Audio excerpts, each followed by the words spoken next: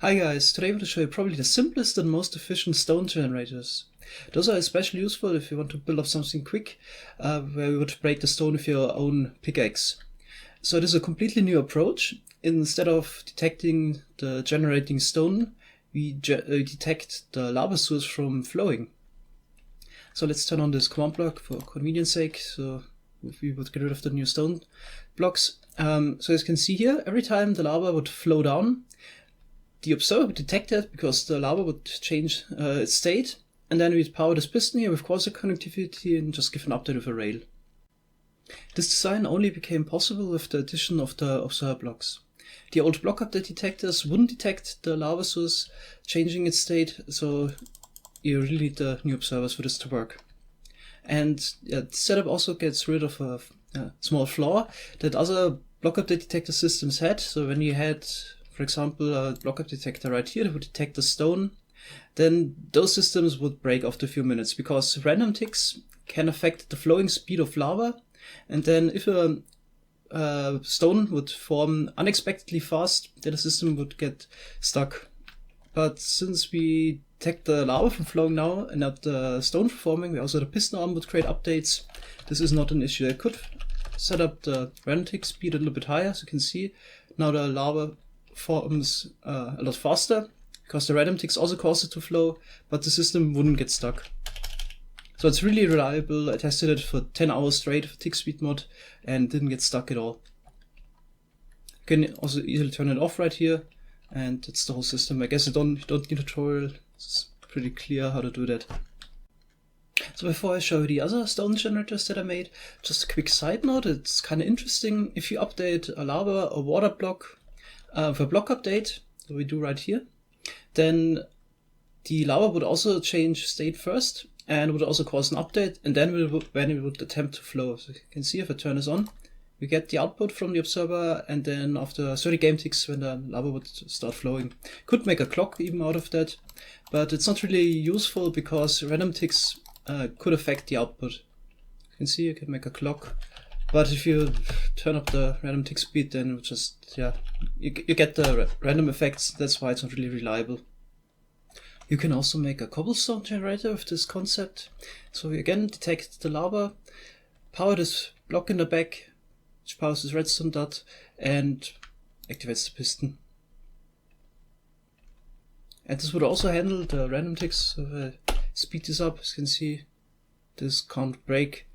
Except, of course, if you don't get rid of the cobblestone blocks at some point, then it would get stuck, of course.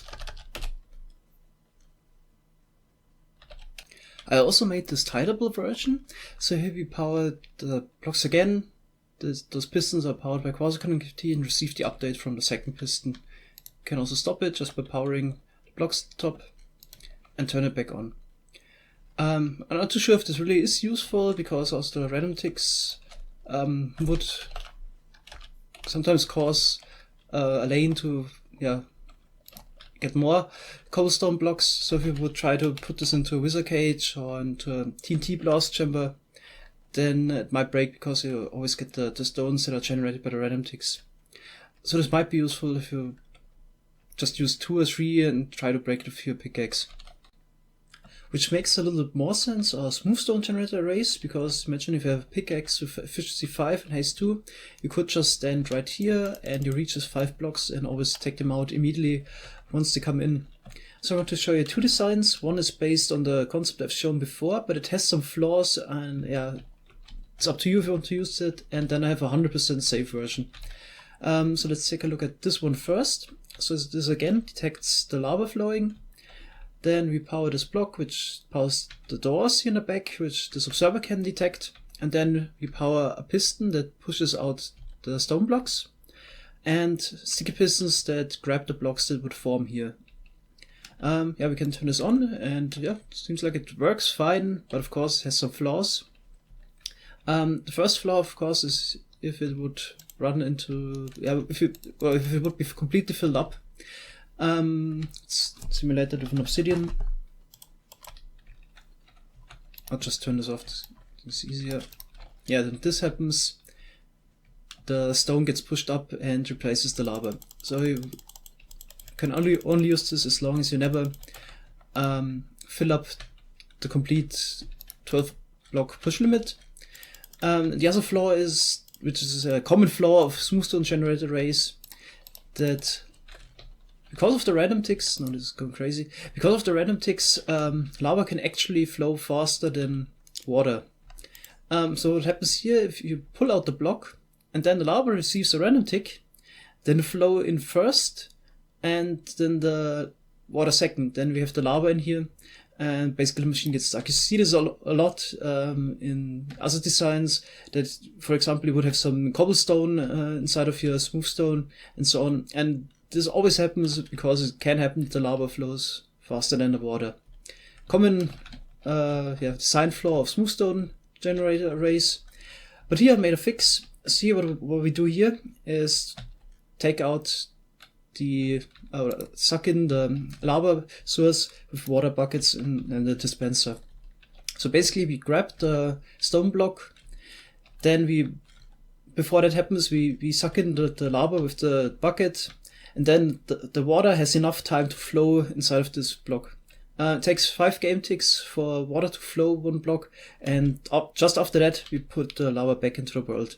And this is 100% safe smooth stone generator. I also use the clock right here because it wouldn't make sense to detect the lava. If I take it out, you get so many signals.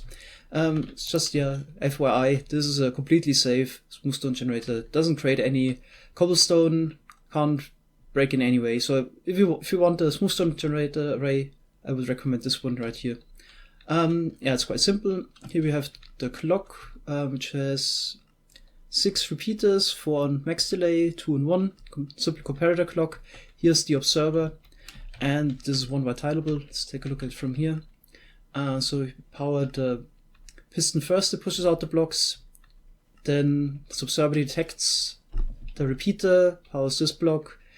Basically 4 game ticks later we power the sticky piston. Then we grab the block. Here at the top you can see we suck in the lava, so we need 2 signals. Again, we detect the repeater, power the block in the back of the dispenser. Then a little later, with 2 observers, we power this repeater, which activates the dispenser second time.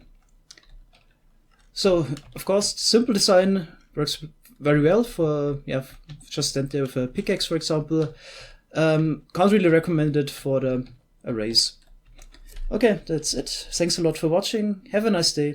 Bye bye.